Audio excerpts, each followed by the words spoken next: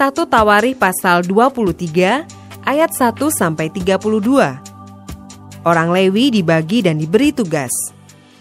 Setelah Daud menjadi tua dan lanjut umur, maka diangkatnya Salomo menjadi raja atas Israel.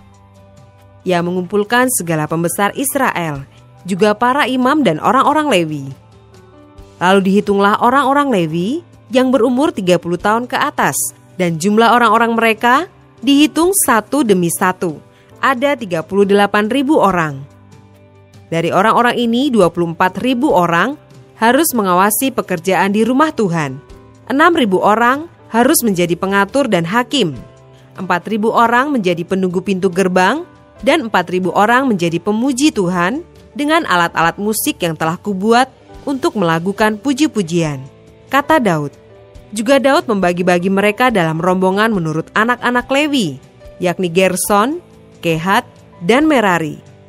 Termasuk orang Gerson ialah Ladan dan Simei. Anak-anak Ladan ialah Yehiel, seorang kepala, serta Zetam dan Yoel, 3 orang. Anak-anak Simei ialah Selomit, Haziel, dan Haran, 3 orang. Orang-orang inilah yang menjadi kepala puak Ladan. Anak-anak Simei ialah Yahat, Ziza, Yeus, dan Beria. Itulah anak-anak Simei, 4 orang. Yahat ialah kepala, dan sisa orang kedua. Tetapi Yeus dan Beria tidak mempunyai banyak anak, maka mereka merupakan hanya satu puak dengan satu jabatan.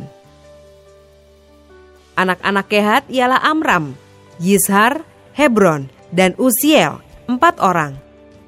Anak-anak Amram ialah Harun dan Musa. Harun ditunjuk untuk mengurus apa yang maha kudus, dia dan keturunannya sampai selama-lamanya, untuk membakar korban di hadapan Tuhan, untuk melayani dia, dan untuk memberi berkat demi namanya sampai selama-lamanya. Anak-anak Musa abdi Allah itu digolongkan kepada suku Lewi. Anak-anak Musa ialah Gersom dan Eliezer. Anak Gersom ialah Sebuel, seorang kepala. Anak Eliezer ialah Rehabya, seorang kepala. Eliezer tidak mempunyai anak-anak lain, tetapi anak-anak Rehabya luar biasa banyaknya. Anak Yishar ialah Selomit, seorang kepala. Anak-anak Hebron ialah Yeria, seorang kepala. Amaria, anak yang kedua. Yahasiel, anak yang ketiga. Dan Yekameam, anak yang keempat. Anak-anak Uziel ialah Mika, seorang kepala. Dan Yisia, anak yang kedua. Anak-anak Merari ialah Mahli dan Musi. Anak-anak Mahli ialah Eleazar dan Kis. Ketika Eleazar mati, ia tidak mempunyai anak laki-laki, hanya anak perempuan. Lalu anak-anak Kis, saudara sepupu mereka, mengambil mereka menjadi istri.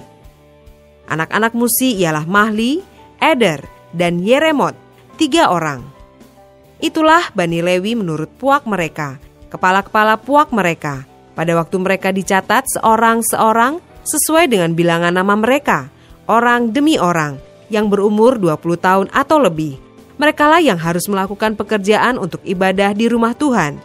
Sebab Daud telah berkata, Tuhan Allah Israel telah mengaruniakan keamanan kepada umatnya, dan ia diam di Yerusalem sampai selama-lamanya.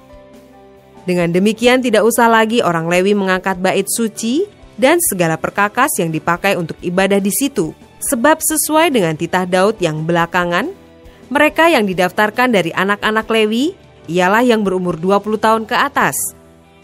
Tugas mereka ialah membantu anak-anak Harun untuk menyelenggarakan ibadah di rumah Tuhan, mengawasi pelataran, bilik-bilik, dan pentahiran segala barang kudus, serta melakukan pekerjaan yang berhubungan dengan ibadah di rumah Allah. Juga mereka harus menyediakan sajian dan tepung yang terbaik untuk korban sajian, roti tipis yang tidak beragi, apa yang dipanggang di atas panggangan, apa yang teraduk dan segala sukatan dan ukuran. Selanjutnya mereka bertugas menyanyikan syukur dan puji-pujian bagi Tuhan setiap pagi, demikian juga pada waktu petang, dan pada waktu mempersembahkan segala korban bakaran kepada Tuhan pada hari-hari Sabat, bulan-bulan baru, dan hari-hari raya, menurut jumlah yang sesuai dengan peraturan yang berlaku bagi mereka, sebagai tugas tetap di hadapan Tuhan. Mereka harus melakukan pemeliharaan kemah pertemuan serta tempat kudus dan harus melayani anak-anak Harun, saudara-saudara mereka, untuk menyelenggarakan ibadah di rumah Tuhan.